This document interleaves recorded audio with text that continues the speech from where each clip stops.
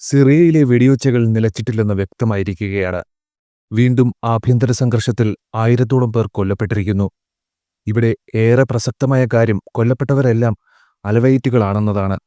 സിറിയയിലെ ആഭ്യന്തര യുദ്ധങ്ങൾക്ക് രാഷ്ട്രീയവും സാമൂഹികവുമായ നിരവധി കാരണങ്ങളുണ്ടെങ്കിലും ലോകരാഷ്ട്രീയം ചർച്ച ചെയ്യാത്ത ഒരു കാര്യം കൂടി അവിടെയുണ്ട്. അത് ആ നാട്ടിലെ ഷിയ സുന്നി വിഭാഗീയതയാണ്. രാജ്യത്തെ ഭൂരിപക്ഷവും സുന്നികളാണ്. ന്യൂനപക്ഷം ഷിയ വിഭാഗവും, അതായത് രാജ്യത്തെ ഭരണവും ആധിപത്യവും കൈയാളിയിരുന്ന അസദ് സർക്കാരിനെ പിന്തുണച്ചിരുന്നത് ഈ ന്യൂനപക്ഷ ഷിയാക്കാരാണ്. ഈ ഷിയ ഇസ്ലാമിന്റെ മറ്റൊരു രൂപമാണ് അലവൈറ്റ് എന്ന പേരിൽ അറിയപ്പെടുന്നത്. ഇതിനൊക്കെ പുറമെ 20-ാം നൂറ്റാണ്ടിന്റെ മധ്യത്തിൽ സ്ഥാപിതമായ ബാത്ത് പാർട്ടിയുടെ മതേതര സോഷ്യലിസ്റ്റ് പ്രത്യയശാസ്ത്രം അറബ് ദേശീയതയ്ക്കും സോഷ്യലിസത്തിനും അനുകൂലമായി രൂപീകരിക്കപ്പെട്ടു. മതേതരമുഖം, പുരോഗമനം എന്നൊക്കെയുള്ള തോന്നിപ്പിക്കലുകൾ തന്നെയാണ് ജനകീയ മുഖമാകാൻ ബാത്ത് പാർട്ടിക്ക് സാധിച്ചത്. 1963-ലാണ് സിറിയയിൽ അറബ് സോഷ്യലിസ്റ്റ് ബാത്ത് പാർട്ടി അധികാരത്തിൽ വന്നത്. അന്നത്തെ അട്ടിമറിയിൽ നിർണായക പങ്കുണ്ടായിരുന്ന വ്യക്തിയാണ് ബാഷർ അൽ അസദിന്റെ പിതാവായ ഹാഫിസ്. സൈനിക ഉദ്യോഗസ്ഥനായിരുന്ന ഹാഫിസ് സിറിയൻ വ്യോമസേനയുടെ മേധാവിയായി. 1966-ൽ ഹാഫിസ് ഭരണകൂടത്തെ അട്ടിമറിച്ചു. പിന്നെ അട്ടിമറികളുടെ ഘോഷയാത്രയാണ്. അത് അവസാനിച്ചതാവട്ടെ അദ്ദേഹം ഏകാധിപതിയായപ്പോഴാണ്. ചരിത്രപരമായി ഒട്ടോമൻ സാമ്രാജ്യത്തിലെ സുന്നി ആധിപത്യത്തിന്റെ കീഴിൽ അലവികൾ പാർശ്വവൽക്കരണവും വിവേചനവും നേരിട്ടു.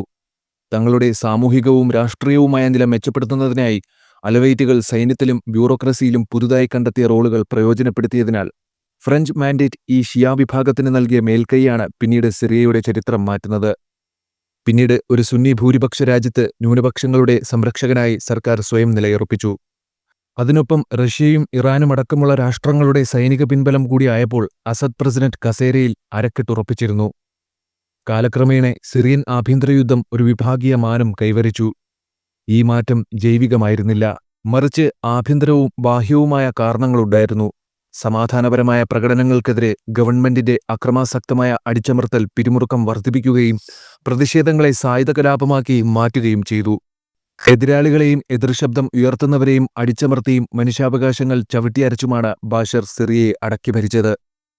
ചുവപ്പ് തടവറകൾ എന്ന് വിളിക്കുന്ന സിറിയയിലെ ജയിലുകളിൽ നിന്നും വിമതർ മോചിപ്പിച്ചത് മരണം കാത്തുകിടക്കുന്ന അനേകം സ്ത്രീകളെയും കുട്ടികളെയുമാണ്.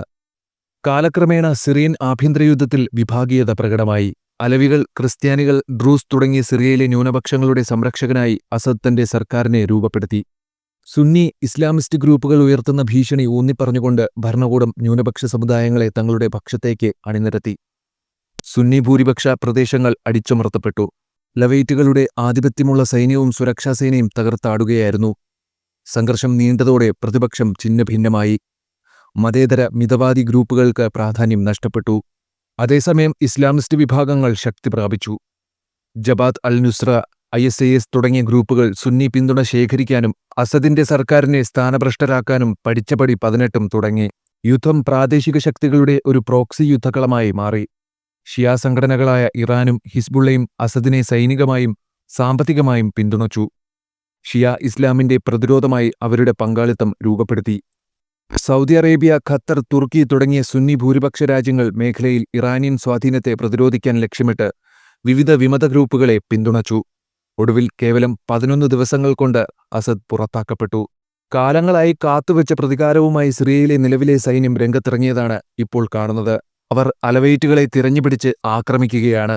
ആ രാജ്യത്തെ 10% വരുന്ന ക്രിസ്ത്യാനികളുടെയും 13% വരുന്ന ഷിയ മുസ്ലിങ്ങളുടെയും അവസ്ഥ ഇനി കണ്ടറിയേണ്ടതുണ്ട്.